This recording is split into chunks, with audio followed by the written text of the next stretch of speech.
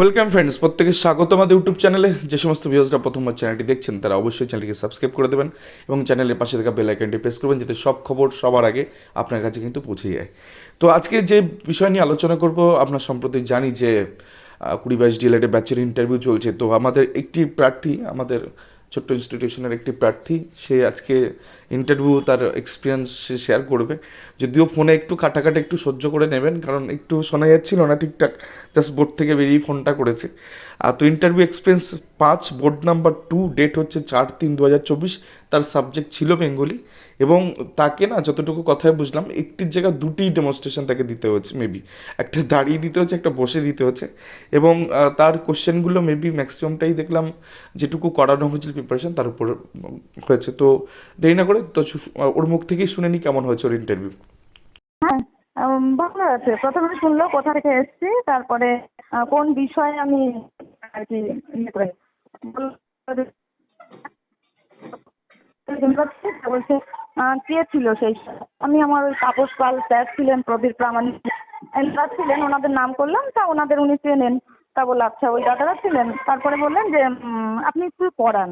তো আমি বাক্যটা পড়ালাম। প্রথমে বললো শ্রেণী লিখতে হবে না। তাও আমি শ্রেণী টেনে মানে লেখা শুরু করলাম। তার আগে পারমিশন নিলাম যে লিখছি স্যার। বললো ঠিক আছে, আপনি আপনার মতো করে করুন। তারপরে ওই বাক্যটা পড়িয়ে দিলাম। পড়াতে পড়াতে বাক্যে যা যা থাকবে কর্তা কর্ম ক্রিয়া এই অবধি শুনেছে, মুখ্য কর্ম গৌণ কর্ম একটু শোনেনি। শুনে বসতে বললো। তারপরে বললো যে মেয়ে কথা মানে আপনি কি করেন? এতদিন এমএ করেছেন 2012 সালে, তারপরে কি করলেন? বললাম এই পরিবারিক শিক্ষাবর্ষে ডিএলএড করেছি। তা বললো এতদিন কি করলেন? ইয়ে ছিলাম, মানে হাউস ওয়াইফ ছিলেন? আমি বললাম হ্যাঁ। তা বললো তাহলে পড়ান কাউকে? আমি বললাম স্যার আমার মেয়ে আছে, মেয়েকে পড়াই। বলছে মেয়ে কোন স্কুলে পড়ে? তা আমার ওই গ্রামের প্রাথমিক স্কুলের নামটা বললাম। তারপর বললো ডিএলএড কোথা থেকে করেছেন বললাম। বলে ডিএলএড এর ফুল ফর্ম কি, আর এই এলিমেন্টারি এডুকেশন এটা কোন ক্লাস পর্যন্ত করানো হয়? বললাম প্রথম থেকে অষ্টম। তারপরে বললো যে বিনা বেতনে অবৈতনিক শিক্ষাটা এটাতে বয়সের সময়সীমাটা কত, মানে কত বয়স থেকে হয়? তো বললাম 6 থেকে 14 যেটা। তারপরে বললো আচ্ছা এর সময়টা কত? ও দাদা আমি তো এইটা বলেছি ওই যেটা জাতীয় কি বলে সময়টা আমি 1886 বলেছি। এটা কি হবে? 1986 বলেছি, জাতীয় শিক্ষানীতি যেটা। জাতীয় শিক্ষানীতি, আচ্ছা আর কি ধরেছে? আচ্ছা, আর এই জাতীয় শিক্ষানীতি ধরলো। এবার বলছে আমাকে বাবা কবিতা লেখেন, আপনি যেটা লিখলেন এটাকে একটু ট্রান্সলেট করুন। তো আমি my father write a poem লিখেছি। এখানে বলছে ঠিক আছে। আমি ফুল স্টপ দিয়েছিলাম না, ফুল স্টপটা দিলাম। তারপরে স্যারটাই আমাকে আবার বলে দিলেন ওখানে একটা এস যোগ হবে। করলাম এস যোগ। তা বলছে এটাকে আপনি পার্ট অফ স্পিচ করে বুঝিয়ে দিন। তো সবগুলো বললাম। মাইটা প্রোনাউন, ফাদার নাউন, তারপরে রাইটটা হলো ভার্ব, আটা হলো আর্টিকেলের একটা অংশ, আর পোয়েমটা হলো মানে পোয়েমটা হলো কেবলই বলছি তো পাশ থেকে আবার ম্যামটা বলছে ওটাও একটা নাউন গেল। তারপরে বললো যে কারক, আরেকটা ধরেছে কারক আর অকারকের সম্পর্ক কি। তা আমি কারক কাকে বলে সেইটা বললাম, যে মানে ক্রিয়া যা সম্পাদন করে, ক্রিয়া যেটি বাক্যের সেটি কারক। স্যার বললেন হ্যাঁ। তা বলছে অকারকটা কি জানো তো? যেটি সম্পাদন করেন না। তো ওটা বলছে উদাহরণ মনে আছে? তো আমি বলছি স্যার অকারকের উদাহরণ মনে নেই, তবে কারক পারবো। বলছে আচ্ছা বলুন তাহলে কারক কয় প্রকার বললাম। বলছে নিমিত্ত, সরি হ্যাঁ নিমিত্ত কারকের একটা উদাহরণ দিন। আমি বললাম রাম কলম দিয়ে মানে কবিতা লেখে বা কিছু এরকম এরকম বললাম। রাম কলম দিয়ে কবিতা লেখে না কলম দিয়ে ছবি আঁকে যেন বললাম। তা আমি বললাম এখানে কলমটা হলো নিমিত্ত কারক, মানে নিমিত্ত না দাদা, করণ কারক, মানে কলম দিয়ে বা দ্বারা বা দিয়ে বোঝালে যে কারক হয় সেটা করণ কারক।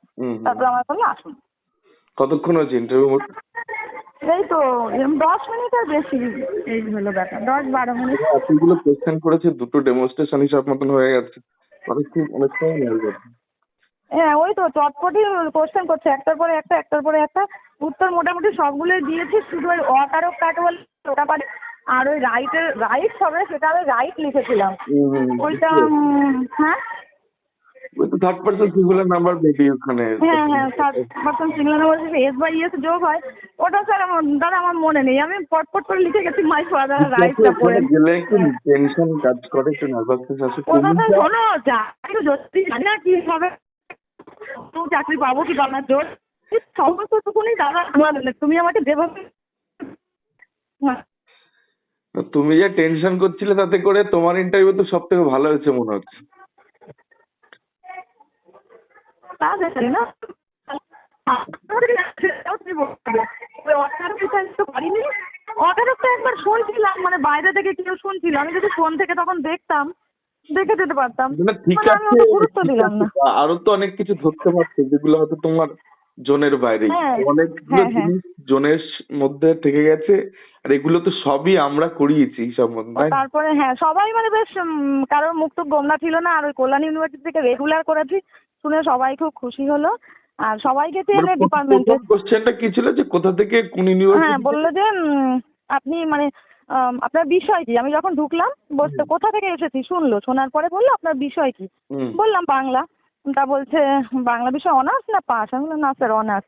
বলছে কোথা থেকে করেছেন, আমি বললাম হ্যাঁ 10 সালে মাঝদিয়া থেকে, মাঝদিয়া সুধীররঞ্জন লাহিড়ী থেকে ইয়ে করেছি, হুম মানে স্নাতক করেছি, আর 12 সাল সালটাল বলিনি মনে হয়, হুম মানে কল্যাণী বিশ্ববিদ্যালয় থেকে এমএ করেছি। তা বলছে রেগুলার না ডিস্টেন্স, আমি বললাম রেগুলার। বলছে কারা ছিলেন, আমি বললাম স্যার প্রবীর প্রামাণিক, তাপস পাল, এই স্যারেরা ছিলেন আমার সময়। আচ্ছা আচ্ছা। তারপর বললো আচ্ছা প্রবীর দা, তাপস দা, এরকম করে আর কি বললেন। পরিচিত হবে হয়তো। হ্যাঁ হ্যাঁ। যাক, মোটামুটি তোমার ইন্টারভিউ ওভারঅল ভালো হয়েছে। তোমার কত নাম্বার বোর্ড ছিল বললে? 2 2 নাম্বার বোর্ডে হ্যাঁ। মোটামুটি হিসাব মতো দুটো ডেমনস্ট্রেশন করিয়েছি। হ্যাঁ, দুটো একটা বিষয় একটা হলো বুঝতে পেরেছি। পার্সিস আর একটা বাক্য না। হুম হুম হুম। যাক ভালো হয়েছে, তুমি যে ঠিক টেনশন আছে। করছিলে তোমার টেনশনের থেকে আমি ভীষণ রক্ষা পেলাম। টেনশন দাদা, তোমার ভীষণ আজকে টেনশন। আমি যথেষ্ট জানি না কি ভালো হবে। হচ্ছে, আমি অন্যদের ইন্টারভিউ কথা শুনছি তো সেই তুলনায় তোমার ইন্টারভিউ যথেষ্ট ভালো গেছে। আসলে তারপরে আমার ওই জোন থেকে গেছে, আমাকে যদি এবার একটু অন্য কিছু থেকে দিত হ্যাঁ, সেটা তাহলে দিলে কি চাপ করতাম। হয়ে যেত তখন, ওটা হ্যাঁ আমাদের হ্যাঁ। ক্ষেত্রে এরকম এরকম ও হচ্ছে। দাদা তুমি আমার কত কিছু পড়িয়েছো গো, মিড ডে মিল, সর্বশিক্ষা, নয়া শিক্ষানীতি, আরটিএস, মানে মানে জল সব বানিয়ে আমি দেখছি ফেলেছিলাম তো, জানো। মানে একদম মানে পারফেক্টলি আমাদের প্রিপারেশনটা যেমন গেছে মনে হচ্ছে তোমাকেই পড়িয়েছি, তুমি ইন্টারভিউ দিতে গেছো, মানে সব না তোমার দাদা উপরেই ভর করে। সৌম্যও বোধহয় ভালো দিয়েছে, ও দেখলাম, মানে আমি ঢুকলাম ও ঢুকলো, আমরা কেউ কারোর সঙ্গে কথা বলিনি, এবং আমি তোমার সঙ্গে কথা বলতে বলতে দেখলাম ও হাসি মুখেই বেরিয়ে এলো। না না, যাক ওর ভালো হবে, ওর তো প্রিপারেশন ভালো ছিল, হ্যাঁ লাস্ট হ্যাঁ মানে কিছু ভালো হবে। ঠিকঠাক করে।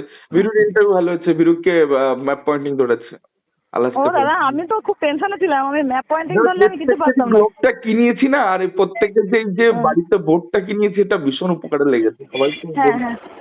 ঠিক আছে দাদা, আমি একটু ঠিক বাড়িতে আছে, তুমি বলি। তুমি হ্যাঁ হ্যাঁ বাড়িতে কথা বলে না, পরে হ্যাঁ হ্যাঁ। সাবধানে করে পরে কথা হবে, আচ্ছা ঠিক আছে। হ্যাঁ হ্যাঁ।